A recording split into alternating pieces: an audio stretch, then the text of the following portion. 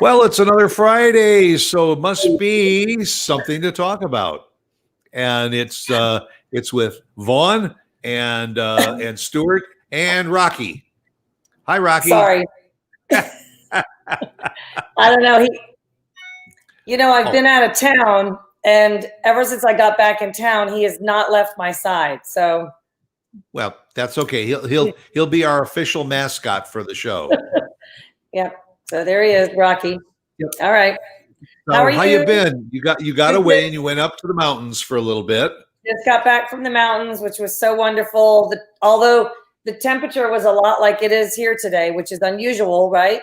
We're having some nice, good, cool fall weather. What was now the weather up there? You said was a little cooler. That's up in North Carolina. Yes, up in the mountains. Was the weather typical for up there this time of the year? Actually, it was probably the prettiest weather we've ever had in the almost 20 years I've been going. It was absolutely picture perfect. It was, sunny skies, but cool, crisp air. Phil played golf several times with my dad, and he said it was like playing in air conditioning. It was just that kind of cool, crisp air, not too cold, it was really, really very, very lovely, nice weather. And I know that we were gone almost 2 weeks. And while we were gone here, y'all got a lot of rain, which made everything so green and plush. When we came back, everything looked so healthy and vibrant. My flowers are blooming. Everything's green and wonderful. So, and today we have some wonderful fall-like weather.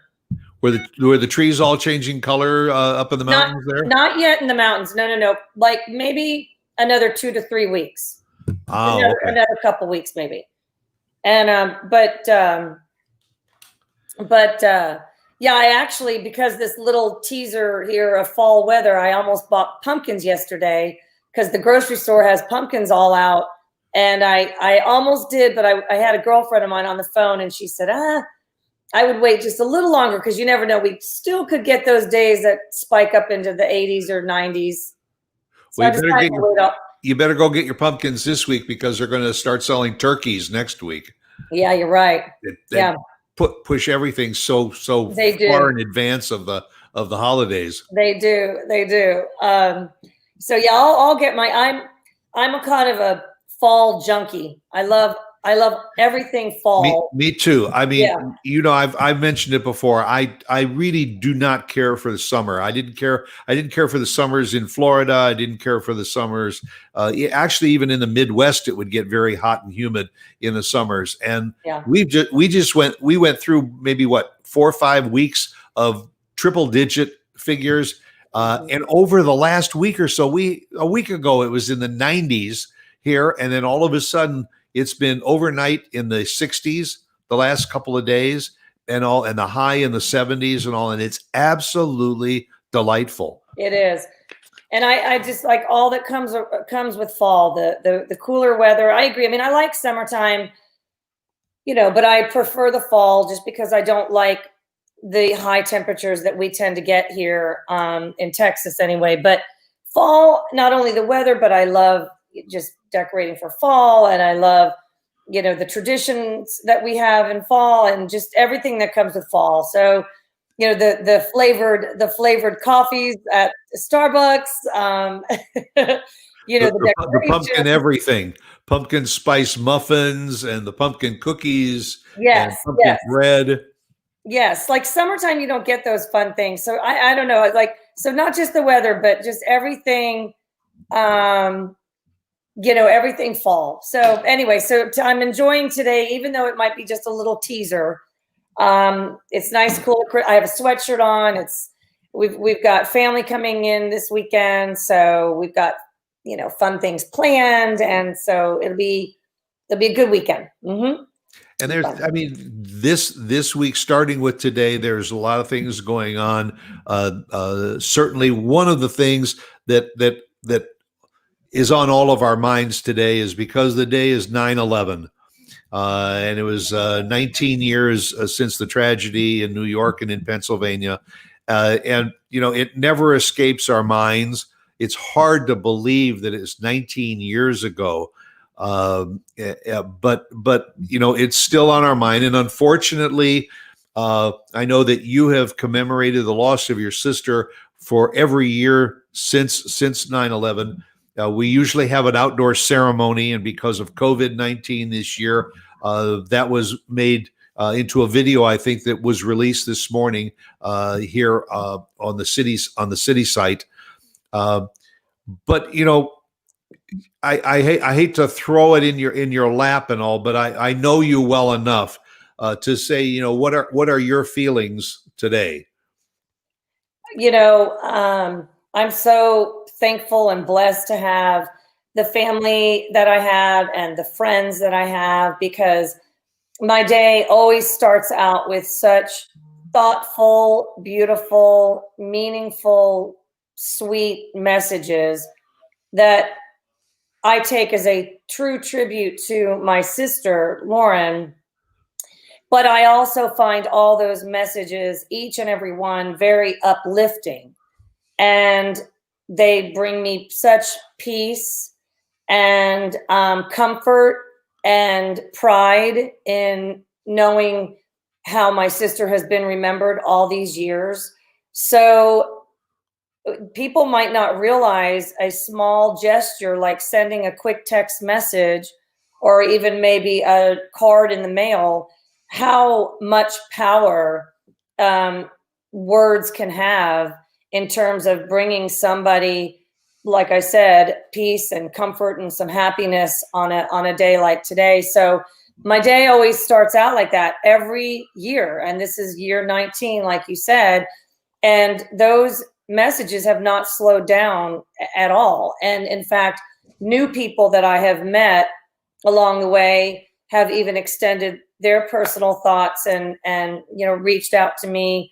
People who, didn't know me back then and didn't even know my sister, just knowing our story, they feel connected because, we all remember that day, and we all have our own stories to tell, whether you lost a close loved one or not. We all have a connection to that day. And so today I've been receiving those messages, and I respond to each and every one.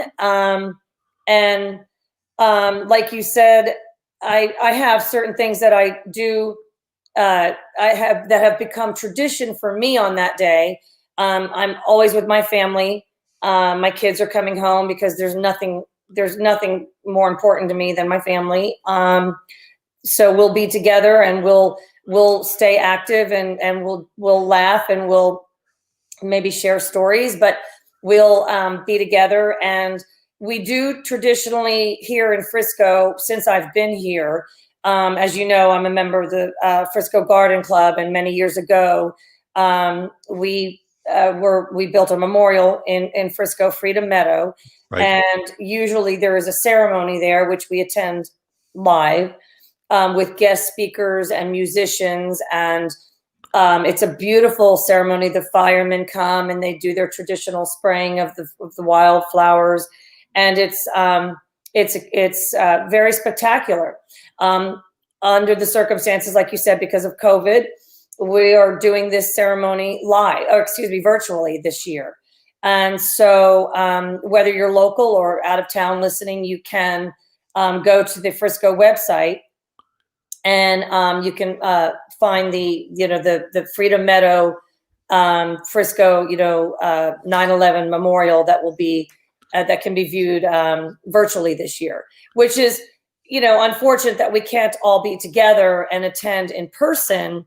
But it's kind of nice for people who've heard us talk about it over the years, but because they're out of town or whatnot, or not able to, even if they're in town, not able to go, they can now attend this year. So that's somewhat of a pro to the circumstances, that they'll be able to at least, and they're going to kind of piece together parts of old ceremonies, and they'll still have some speaking and whatnot. But if you just go to the Frisco website, City of Frisco website, you'll find Freedom Meadow. Just Google national, or the 9/11 Memorial, and you'll be able to view the ceremony and remember all those we lost that day, pay tribute to them, and watch the ceremony. And for me, also another thing is, I obviously remember and think of my sister every day, and I live my life in honor of her. But there are certain things that you can do on a day like today to pay respect. Whether it's, if you have a local memorial, go visit it. Obviously keeping your social distance this year and wearing your mask and following the new guidelines and restrictions. But if there is a local memorial or somewhere that honors those that we lost on 9/11, or all those we've lost through any acts of terrorism, go and pay your respects. Go and have a moment of silence. Or even if it's just home in your backyard, take a moment to reflect. And everybody has their own personal way of kind of getting, doing today. And for me, I have my own personal things. One thing that my sister and I used to do a lot of when we were together is we would get massages. And I don't know that I can get a massage today under the circumstances. I typically would take time out to do that, and lunch with a friend or whatnot. But I have more other creative things that I've got going on today. But I watched the ceremony in Shanksville. Shanksville, Pennsylvania is where the plane went down. United Flight 93, which is what Lauren was flying that day, and she and I watched the ceremony. President Trump was in attendance. And I think he did a great job speaking on behalf of, his wife and all the other kind of dignitaries who were there. And he said all the right things. And I thought it was a beautiful message. He was well spoken, and everything looked very nice there. They were socially distancing, the people who were in attendance. So I did watch that this morning, and it was very nice. I do believe that it was shortened. The ceremony in years past has been a little longer, so I think they just tried to shorten it. Maybe there weren't as many kind of songs sung, musicians, things of that nature. They perhaps they took a little bit of the fluff out just to shorten it, to keep time constraints to the whole program, to be time sensitive. But it was very nicely done. And if you missed it, I'm sure you could YouTube it and find it. You could probably find the one in New York as well. So I think they're having they are having ceremonies everywhere. They're just modifying. Yeah, I think, and there's ceremonies all over the country. I think, going along with what you said, the important thing is that the best way to remember is to never forget. And it's important now, because you stop and realize 19 years ago, that's a whole new generation. Yes. is learning about that tragedy 19 years ago.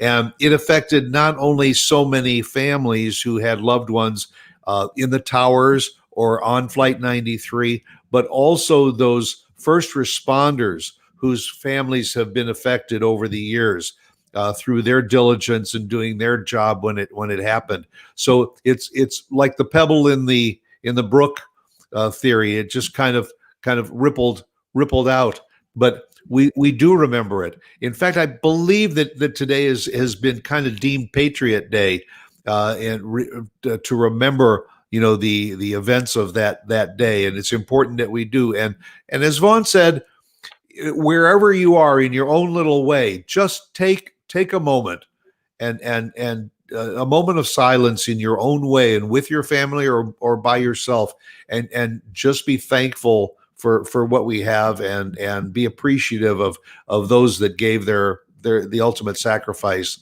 that many years ago. It's important to remember.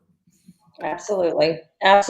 So So happy day to you, and I hope you have a good day today, whatever you and Lauren have planned for the day or the weekend. I hope it's something Yeah, special. I think we're going to I want to just try and get outside a little bit more. When it's 95 degrees out there and you got a little bit of yard work to do, you're not as motivated to do it. But on a day when it's, in the 60s or low 70s, you say, well, maybe I'll go out there and do a little bit of clipping and be useful.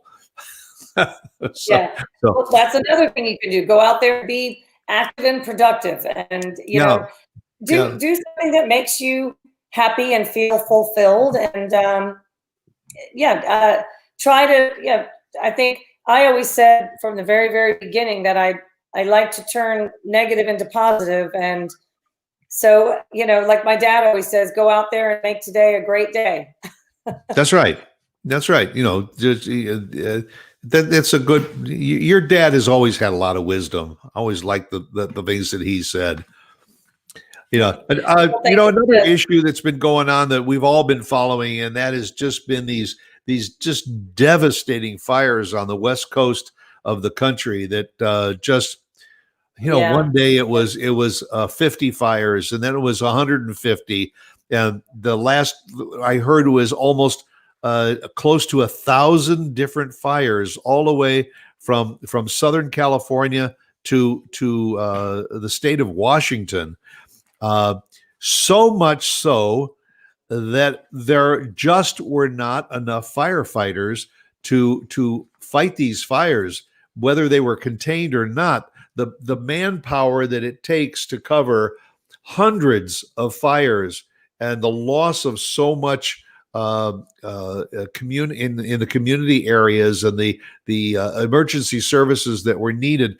A call went out to the rest of the country, and right here in our own city of Frisco, Texas, and some of the surrounding cities of Plano and Allen, a lot of firefighters were dispatched to go out to California.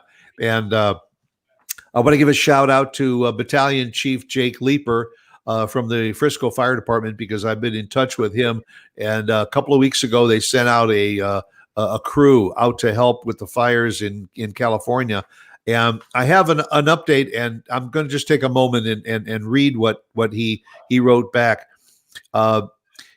He said, yes, we do have some firefighters in California assisting with wildfire response. Below is a short summary of their status as of today, and this was yesterday. He got to me. It's two Frisco firefighters, along with two Plano firefighters, deployed to California on August 23rd as part of a Texas intrastate fire mutual aid system response that included multiple departments from across Texas. Our personnel were assigned to the Lightning Complex fire, a large wildfire spread across multiple counties that started on August 18th. This is almost a month ago. Right. Our personnel assisted with patrolling fire lines and mopping up hotspots. The fire is reported to be 97% contained today and has consumed over 395,000 acres. Oh. On September 9th, our personnel were reassigned to the Oak Fire in Mendocino, California. That fire is reported to be 25% contained and is over 850 acres in size. Relief crews were currently being organized in Texas to deploy to California this weekend, and the personnel in California will return home over the weekend or early next week after approximately 21-day deployment. So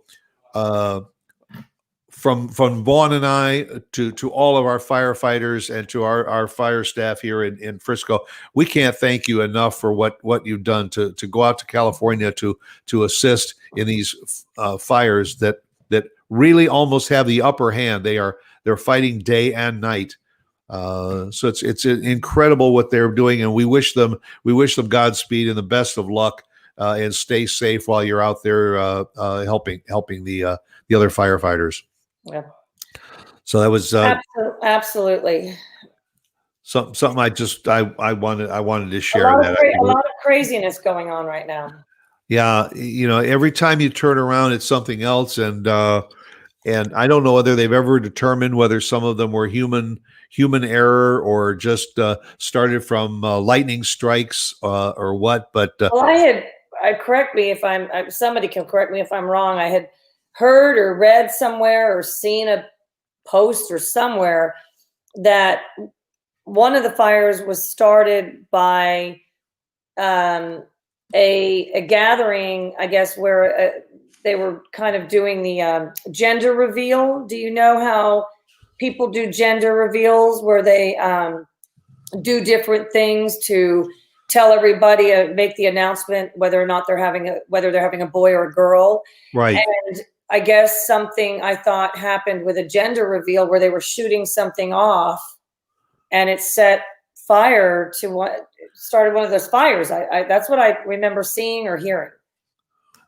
Someone could correct me if I'm wrong on that. Yeah, But that would be a very bizarre freak thing. but on the news they were covering some of it, and a lot of it was getting close to the ocean, and there were people in campgrounds up in the mountains that were near water, and the fire moved so fast that they were just dirt roads leading in, and some people got trapped there. And the firefighters had to go in to try and rescue them either by air or by ground. Many of the people got in their campers, packed up everything, and headed down right on the beaches. They just accommodated as many vehicles as they possibly could down on the beaches because, of course, if the fires were to go to the ridge lines and everything, it would not go down into the sand areas.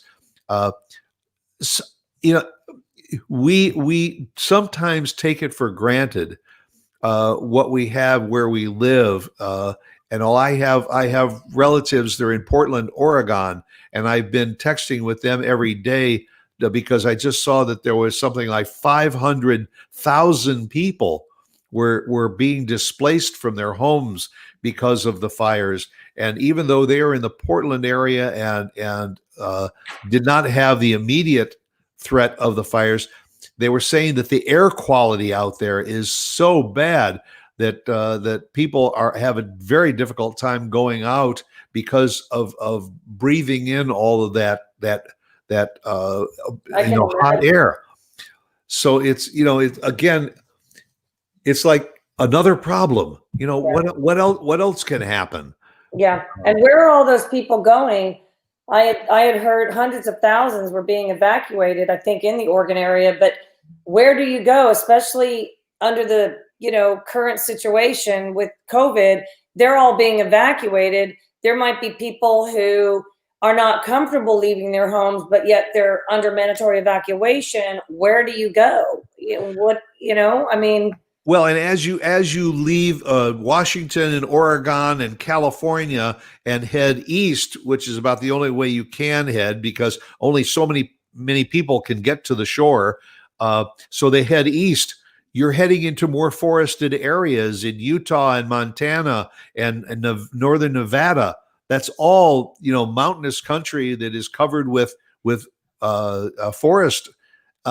So it's like you just said, where do you go? Yeah, I mean, my in-laws live in Galveston, and what was the name of the hurricane that just came through? Harold? Was it Laura? Oh, Laura. in the Gulf? Yes. Yeah, there was Marcos and then there was Laura. Okay, so Laura. Anyway, so we were encouraging my in-laws to evacuate from Galveston, and they opted not to because they're older, and first of all, both born and raised on the island, so they're familiar with they've been through these storms before. I think that under normal circumstances they probably would have evacuated, but because of COVID and all of that, they were not comfortable leaving their home. They've been very strict with their quarantining, and so they boarded up their windows and they gambled that it wasn't going to be as bad as, and it fortunately was not. But there is just a perfect example of how making a decision on whether or not to evacuate your home due to weather like that, and in this case, we're talking about wildfires, but it it it it it makes the decision so much more complicated and scary for some of these people to think. I have friends who don't even want to stay in hotels right now. Right. Who Yeah. don't even want to really go anywhere other than maybe the grocery store. And my in-laws have been very strict to where they're still doing pickup from the grocery store. They will run in and run out only if there are items that they didn't get from their curbside pickup. So, we all are just hearing these numbers, hundreds of thousands are being evacuated. I can speak to a personal example of how that's not an easy decision to make. Also, the amount of work, physical work that goes into leaving your home. My mother-in-law was even explaining how to leave her home would have been very physically intense for them. My father-in-law has an oxygen machine. They would have to load up the car, bottles of water, and getting off the island alone was very kind of a very scary thought, to be stuck in that traffic. And so not an easy decision to make to evacuate. But then you think about these people who then might stay home, and then their fire or their house gets caught. It's a very when you really start to think about the details of what's happening, there's so much more than just fires in the surrounding area. Everybody leave. There's so much more to it, physically and mentally. Yeah, and you think about, well, am I prepared? You have to have a plan. Uh, they no have an exit plan, not only an exit plan from your house, but from your community. If you live in a community that has a main entrance and the fire is at the main entrance, now what do? You have to make sure that you have an alternate plan, and have a place to go, some place that can help you. Sure, there's always instances where you decide, okay, we're just going to pack up the important papers and grab a suitcase and fill it with what we need and get out of town. Your neighbor says, you know what? I ain't going to do it. I'm just going to stay here. And if I have to live in my bathtub for the next 2 or 3 days, I'll do it. Right. Yeah. It's a decision, but whatever the decision is, you should have a plan of what you're going to do. We get storm seasons every year. We usually, we don't know the intensity, but the hurricane season comes at the same time every year. The tornado season here in Texas and across Oklahoma and the Midwest comes about the same time every year. You stockpile a little bit on your canned goods and on your bottles of water and things like that, just to be prepared. Yeah. Yeah. And I mean, you should, you don't want to live your life in panic and like fear, right? fear. But to your point, and I think 2020 has really emphasized the importance of being prepared for the very unexpected, because I think in 2020, we are experiencing so many unexpected kind of situations that I think moving forward, people will now forevermore be more prepared from little things to big things than they ever have been before, because I think 2020 made us realize, wow, don't ever say never. Because never say never, because Right. And also you sometimes think you're prepared, and then all of a sudden things happen that you realize that you maybe weren't as prepared as you thought you were. You may right. have to modify your thoughts about it.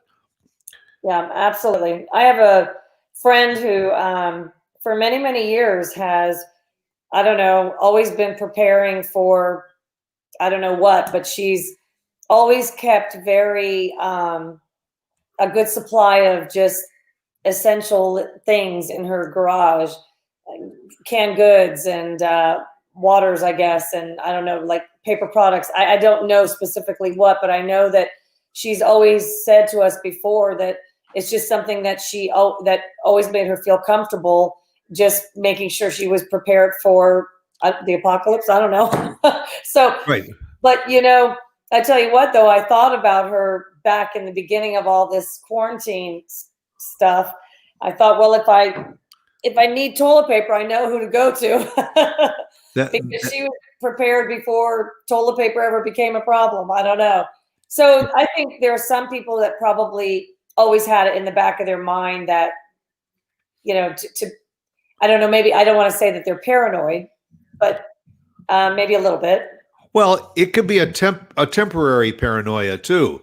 I mean, especially when when this whole pandemic hit, and you realize that, number one, all the water in the stores disappeared, all the toilet paper, all the tissue paper, the paper towels, all paper products just like disappeared. And right after that was the Lysol and the hand sanitizers and anything to keep things clean and safe.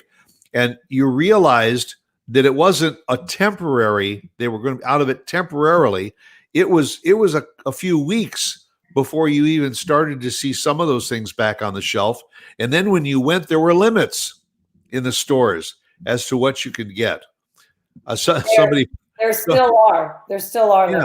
yeah. Somebody posted, I think it was just day before yesterday. They don't understand that you cannot find a can of Lysol anywhere. But when you turn on the TV, you keep seeing ads about how good Lysol is to clean your surfaces during this time of the pandemic. But you can't find the product anywhere. You can't order it online. It's just not to be had right now. I happen to be, and I haven't been able to find Lysol or spray Lysol, disinfectant spray, or the wipes, or antibacterial wipes. Not for your hands. You can find wipes for your hands. Yeah, but I'm talking about the surface wipes. And fortunately, prior to all of this, I tend to clean a lot, like Lauren. Lauren and I are kindred spirits there. And so I have a lot of Clorox wipes already in my house because I would buy from Costco. They come in big, long tubes of 6 in a pack, I think 5 or 6. So every bathroom here, the kitchen, laundry room, whatever. So I was pretty well stocked to begin with. But when it became forbidden fruit, I really wanted to get more. And I could never find it. Never. And since March, I've not been able to find Lysol spray or Clorox wipes, but I've been okay because I had a supply previous to this whole thing. Well, the other day, I just happened upon, when I'm at the grocery store, I'll always take my cart over to the cleaning product aisle and take a peek down the aisle just for the fun of it. The other day, just a couple days ago, I had just come from the mountains and I went to the store and I looked down the aisle and I couldn't believe my eyes.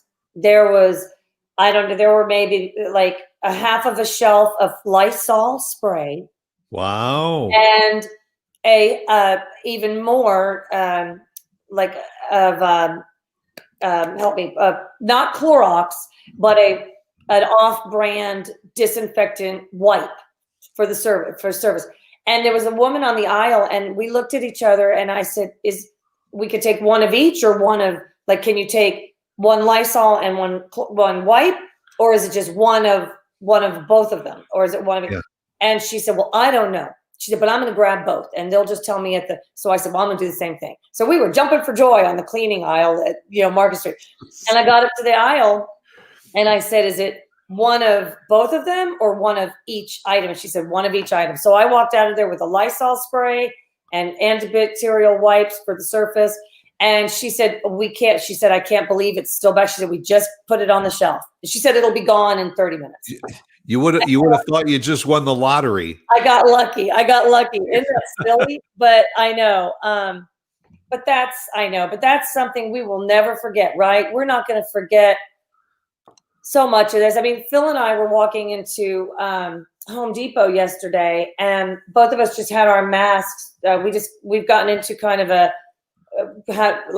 habit of just getting out of the car and we put our mask on our wrist. Because here in Texas, it can be so hot. We don't put it on in the parking lot. We put it on right before we're going in the door. Right. But we have it on our wrist, just like And then right when we're approaching the door, put it on, come out, put it on our wrist. It's becoming just like a normal thing to just have it on our wrist. And I said to Phil, I said, I just forget that I even have it on. Because we have nice cloth, cloth ones that are comfortable. And I don't know, it's just going to be very interesting when we get past all this to think back to things that became normal. Because if you think about this, back in March, if you would have said, are we still going to be doing this in September with the whole mask and the washing and the, I would have said, no, no, no, no, no. I'm just shocked still when I think about how many months we've been doing this. It's not surprising that we're all becoming very used to a different, and we're gonna have to, like, when we're done with all this, have to reshift gears to go back to not grabbing our mask. I bet a lot of us are gonna walk into stores with masks on, and people are like, "You don't have to wear that anymore." I don't know. I can't wait for that day to get here. Yeah, But you kind of wonder when things start to normalize again. Is there going to be a specific date? They're going to say, okay, as of this date, you don't have to wear masks anymore. I know. I don't know. Senior citizens like myself, we probably, whatever date that they set, will probably still be wearing them for safety's sake. And then, but instead of it being mandatory, it will now be voluntary for a while. Right. I got into a discussion with some people the other day, and we said, do you think we're ever going to greet each other with a hug and with a handshake again? Or are we going to just going back to fist bumping and elbow bumping, that we just won't feel comfortable again about shaking hands? Or if we do, are we going to get in the car and use some hand sanitizer and all after hugging and greeting people? It's going to set a whole new standard for us. And I agree. And I think a lot of that's going to be a personality thing. My mom and dad, I was just with them in the mountains, and they have certain rules and as well, and guidelines, and wearing the mask to your table and then sitting down and take it off, whatever. But they're they seem very comfortable. They see friends of theirs that they haven't seen maybe in a while, and my mom will give a hug. And so I don't know. I mean, I just think it's a personality thing. And then you might have somebody else who is not as comfortable, and that's okay. I have heard people say, are you hugging? And ask the question first before they initiate any kind of personal contact. And some people are like, yeah, I'm hugging. Sure, I'm hugging. Yeah. And other people are like, no, I'm not hugging or touching or getting anywhere close to you. So I think a lot of it is going to be what new details and facts come to us in terms of how we're able to treat this and whatever. And then a lot of it will be a personality thing. You might have somebody who gets information that the whole thing's over, everybody's good, treatment's out there, vaccine is in place, but all of that. And that person still might be reluctant to move forward. They might, like you said, keep it as a voluntary thing. If it makes you feel more comfortable to not touch and keep your mask on, then do that for however long. I think it's going to be a slow return to whatever normal is going to be down the road, and it could be 6 months, it could be a year from now. But anyway, tell me it's a year from now. Well, one other thing before we have to blast off and everything, I want to just remind the people locally as well as across the state of Texas that next Thursday on the is that 17th, I think, is the North Texas Giving Day. And what this is for those that are listening and watching us from the rest of the country is one day each September, there is a one-day event called North Texas Giving Day, where all the nonprofits just reach out and ask for donations. This year is probably going to be the biggest challenge ever. First of all, there are over 3,000 nonprofits that are part of North Texas Giving Day. That in itself presents a problem. But a lot of them are everything from pet shelters to shelters for those that have become homeless. A lot of them are food banks. A lot of them are cancer research organizations. A lot of them are church organizations. There's quite the arts. The arts have been devastated over the last 6 months with theaters shutting down, both acting theaters as well as movie theaters, uh, music venues, bars, and restaurants being shut down. It's such a terrible blow to all of those.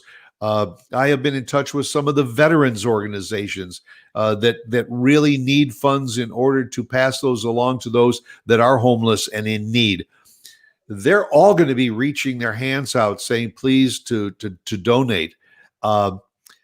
So my message to the public, those that are watching and listening, is to sit down between now and next Thursday, and number one, determine how much you can give.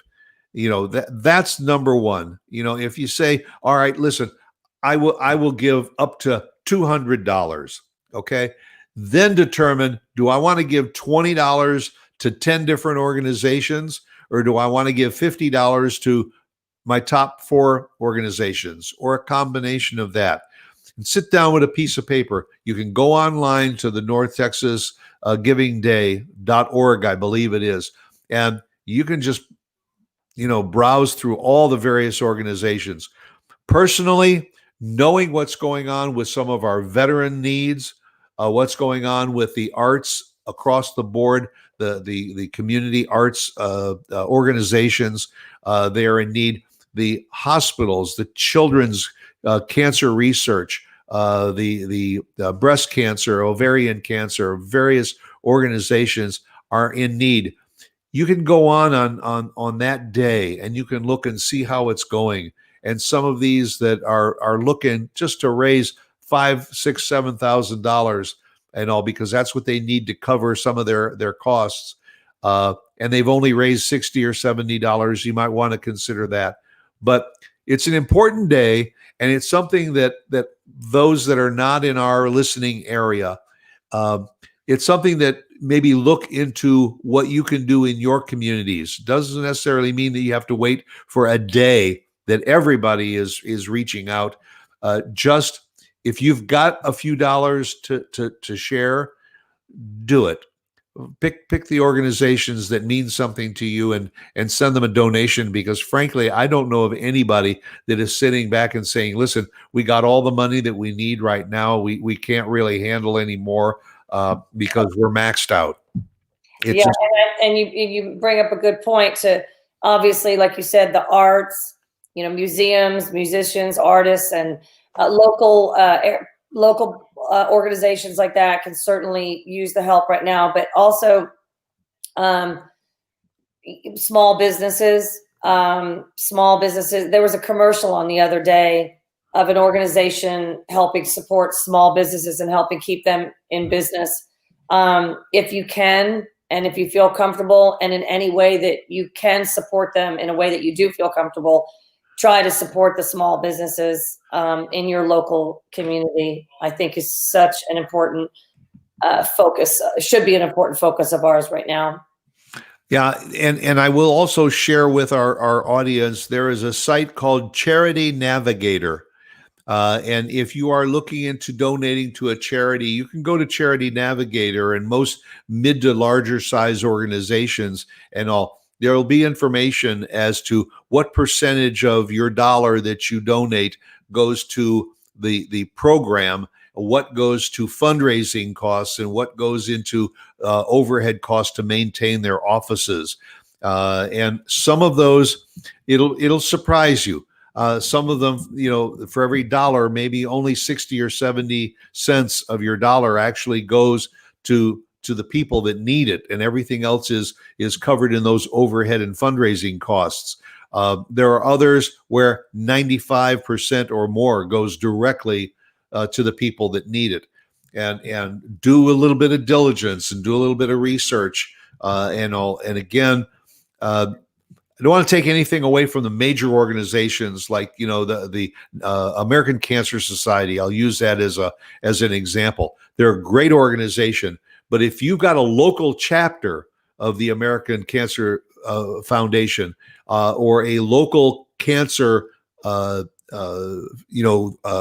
nonprofit, consider giving locally too, because they can benefit from your donation better than it being put into a large national pot. I don't mean to take anything away from American Cancer, but things like Salvation Army, there are a lot of local organizations that do need some different help too. The local food pantries cannot say enough about the need. There are so many people that have been displaced, so many people that are out of work, either permanently or temporarily right now, and they've got a family to feed, and they are running out of their funds, and they are not getting some of the unemployment help that they need to put food on the table. And there are people that are going to food pantries that never thought in their lives they would ever have to do that.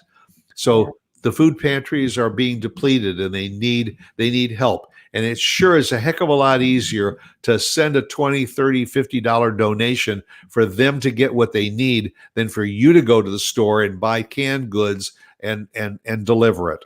Take the easy route. Let them get what is what's most needed. So I'm that's my soapbox. But it's become more important, and this is not just in our area. This is nationwide, everywhere. Now look what's going to happen out in California because of the firefighters, the fires that are going on there. So many millions of people are being displaced. They're going to have a need. So that's where the American Red Cross becomes, and if you can get to the California chapter of the American Red Cross to help right there, do it. You don't have to live in California. You can live anywhere to help them in their time of need. Yeah, absolutely. We live in troubled times, Vaughn. We need to lock arms and work together, and where there is a need, help out. Well, and again, you might think of these troubled times as being so big that you can't even put your mind around it, or so big that you can't make a difference. But if you just look at one little piece of it, what one little thing that you can do, that makes a big difference. Because if everybody just did a little bit, then, it would add up to a lot. So I think you make a good point, and I think the message needs to be said and heard. And I think certainly on a day like today, it's good to think about how can we influence our society positively? How can we be a good, just make good choices and choices that will positively influence those around us. And that's right. Like what you said, one way is by giving to those who are in great need right now. And so I think it's important for people to think about that. And just continue to make a difference. And I think that's probably a good way for us to wrap up the show, is just to make a difference with your family, your friends. I wish you and your family the very, very best, especially today, Vaughn. Pass along my thoughts to your folks and to your family. And I hope all of you have enjoyed spending a little bit of time with Vaughn and I again today. And we look forward to seeing you right here again next week. Go out and make it a good weekend, and take care and be safe. Bye.